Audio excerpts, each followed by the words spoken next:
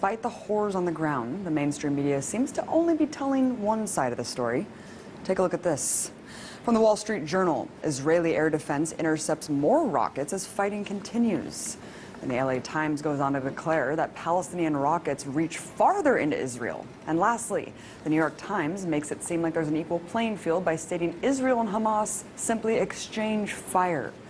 Well, I guess I really can't expect more from a media apparatus that essentially works as stenographers for the U.S. government. Let's take a listen to what the issue is being framed by the White House. We strongly condemn the continuing rocket fire into Israel and the deliberate targeting of civilians by terrorist organizations in Gaza. No country can accept rocket fire aimed at civilians, and we support Israel's right to defend itself against these vicious attacks. At the same time, we appreciate the call that Prime Minister Netanyahu himself has made publicly to act responsibly. Wait, what? Acting responsibly?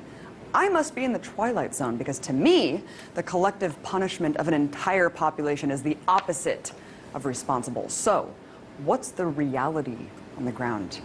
Well, just in the last 24 hours, Israeli forces have conducted airstrikes that have struck 160 sites in Gaza, according to the IDF. In total, 550 sites have been bombed. And considering the fact that Gaza is one of the most densely populated places on Earth, with over 1 million inhabitants, any aerial strike conducted in the region almost certainly means civilian deaths. In fact, at the time of this broadcast, the strikes have killed at least 53 Palestinians, including 8 children and an 80-year-old woman. According to the Palestinian Minister of Public Works and Housing, at least 50 homes have been destroyed so far and 1,700 damaged. So when the IDF talks about hitting, quote, Hamas targets, remember that Hamas is the democratically elected leadership of Gaza, which could mean any government building or social services for Palestinians. So while the U.S. government can go on and on about Israel's right to defend itself, take heed of the increasing death toll in Gaza and the fact that no Israelis have yet died as a result of Hamas rockets. Look, I denounce deadly force on both sides, but it's important to not frame this as a cycle of violence that's equal. One is the colonizer-oppressor, the other, the colonized oppressed. As IDF General's son Miko Piled said just yesterday on the show, there are 2 choices for Palestinians in occupied territories: to completely surrender or resist.